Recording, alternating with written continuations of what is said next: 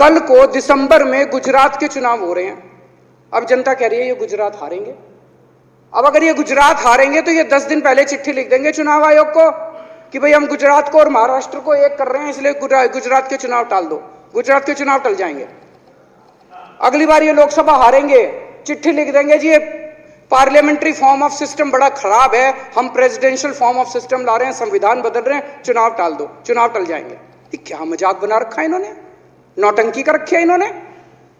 भारत जनतंत्र है, देश ये बर्दाश्त नहीं करने वाला जो इन्होंने नौटंकी कर रखी है।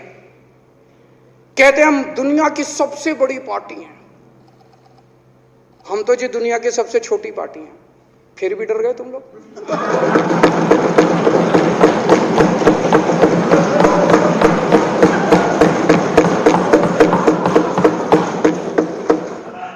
दुनिया की सबसे बड़ी पार्टी दुनिया की सबसे छोटी पार्टी से डर के भाग गई।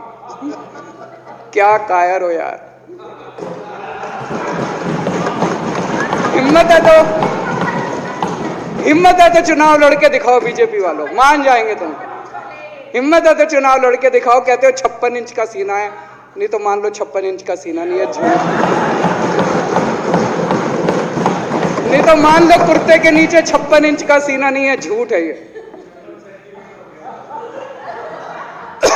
कल मैंने देखा, आपको भी बुरा लगा, मैं आपके कमरे में जब चाय पीने आया आपने मेरे साथ अपना दुख शेयर किया कि जब एलजी साहब ने भाषण शुरू किया ये सारे खड़े हो गए नारे लगाने। क्या कश्मीर फाइल्स टैक्स फ्री करो, और पीछे से 2 जने कह रहे थे दारू की दुकानें बंद करो। अब इनको भी नहीं पता आज नारे किस चीज के लगाने। ऊपर से आया तो था ऊपर से आया तो था, तो 2 जने कह रहे थे दारू की दुकान बंद करो, आगे वाले कह रहे थे कश्मीर फाइल्स टैक्स फ्री करो, फिर दूसरे वाले ने कहा बे आज कश्मीर वाला नारा लगाना है। तो जैसे रैलियां होती हैं उसमें कुछ टीवी वाले माइक लगा देते हैं कि हाँ जी किस लिए आए हो, तो वो यूं यूं देखता है किस लिए।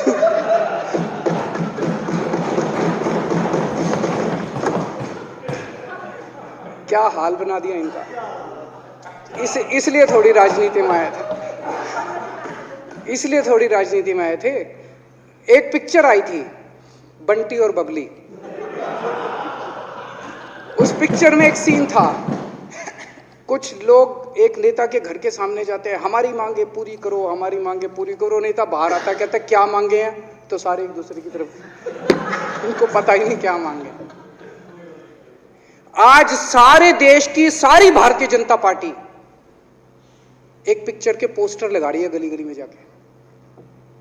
पूरी सारी भारतीय जनता पार्टी देश में एक पिक्चर के पोस्टर लगा रही है। इसलिए राजनीति करने आए थे। पिक्चरों के पोस्टर, अपने बच्चों को क्या जवाब दोगे? घर जाके बच्चे पूछेंगे पापा क्या काम करते हो? पिक्चरों के पोस्टर लगाता हूं।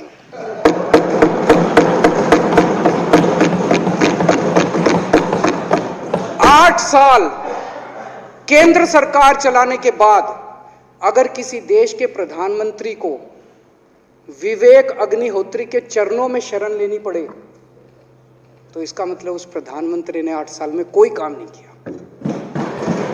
8 साल खराब कर दिए।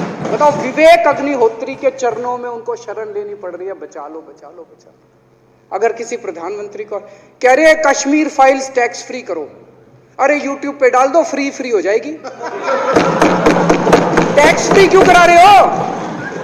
इतना ही तुमको शौक है, विवेक अग्निहोत्री को बोलो यूट्यूब पे डाल देगा, सारी पिक्चर फ्री है, सारे जने देख लेंगे एक ही दिन के अंदर। टैक्स फ्री की क्या जरूरत है? यूट्यूब पे क्यों नहीं डाल? कल एक मैंने अखबार में पढ़ा, हरियाणा के अंदर एक भारतीय जनता पार्टी का ही एक एमएलए था, उसने कहा आज मैं पार्क के अंदर इसकी फ्री स्क्रीनिंग करूंगा। तुरंत विवेक अग्निहोत्री का ट्वीट आया खट्टर साहब के, खट्टर साहब देखो ये फ्री में कर रहा है, इसको बोलो टिकट लेके करेगा। भाई साहब, कश्मीरी पंडितों के नाम पे कुछ लोग करोड़ों रुपए कमा रहे हैं और तुम लोगों को पोस्टर लगाने का काम दे दिया। आंखें खोलो, क्या कर रहे हो तुम लोग? वो करोड़ों कमा गया, कश्मीरी पंडितों के नाम पे करोड़ों कमा गया और तुम लोग पोस्टर लगाते रह गए। क्या हाल बना दिया तुम लोगों का यार। आंखें खोलो तुम लोग।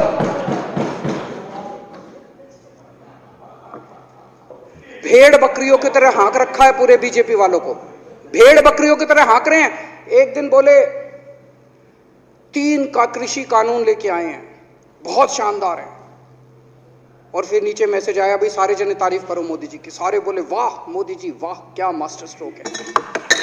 और मेरे को याद है इसी सदन के अंदर इन लोगों ने उन 3 कानूनों की खूब तारीफ की थी, बोले क्या मास्टर स्ट्रोक है और क्या शानदार कानून लेके आए।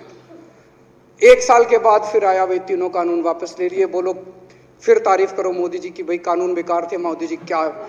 इसी सदन के अंदर इन लोगों ने इतनी बेशर्मी, दिमाग पे ताला लगा रखा, इन्होंने कहा वाह मोदी जी वाह, क्या 3 कानून खराब थे आपने वापस ले लिया, देश को बचा लिया। क्या मास्टर स्ट्रोक, ये क्या हाल बना दिया आप लोगों का यार। फिर थोड़े दिन बाद बोले भाई दारू की दुकानों के खिलाफ करो, फिर सारे जने दारू की दुकान बंद करो, दारू की। अब दारू ठीक हो गई दिल्ली में, आजकल तो शोर नहीं करते तुम लोग।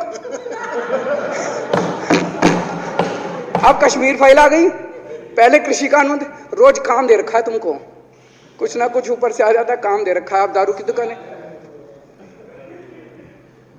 मेरा एक ही निवेदन है मेरे बीजेपी के साथियों से, आप तो अपने ही हो, आप तो सब अपने, मेरे छोटे भाई बड़े भाई बिदुरी साहब तो बड़े भाई है मेरे, आप तो सारे अपने हो यार। थोड़ा सा देश के बारे में सोचो यार, थोड़ा देश के बारे में सोचो। हिटलर भी जो था वो कम से कम अपने चमचों को नौकरी देता था, रोजगार देता था। इतिहास उठा के पढ़ो, उसने रोजगार तो दिया था। इन्होंने क्या दिया आपको? आपके बच्चों को नौकरी दी, आपके घर में कोई खाने पीने का इंतजाम करा, आपकी बिजली का इंतजाम करा। केजरीवाल काम आता है आपके भी घर की बिजली फ्री कर रखी है। दिल्ली के 12 लाख बच्चों को नौकरी दी है मैंने, स्कूल ठीक कर दिए, अस्पताल ठीक कर दिए। आपके घर में कोई बीमार हो, केजरीवाल दवाई पहुंचाता है, मोदी दवाई नहीं पहुंचाता। केजरीवाल काम आया। मैं बीजेपी के सारे कार्यकर्ताओं से कहना चाहता हूं, थोड़ा सा दिमाग खोलो। बीजेपी के सारे सपोर्टर्स को कहना चाहता हूं, थोड़ा सा दिमाग खोलो। ये भेड़ चाल बंद करो, भेड़ बकरियों की तरह हाँक रहे हैं ये आपको, ये सब बंद करो। दिमाग खोल के सारे जने बीजेपी छोड़ के आम आदमी पार्टी में आ जाओ।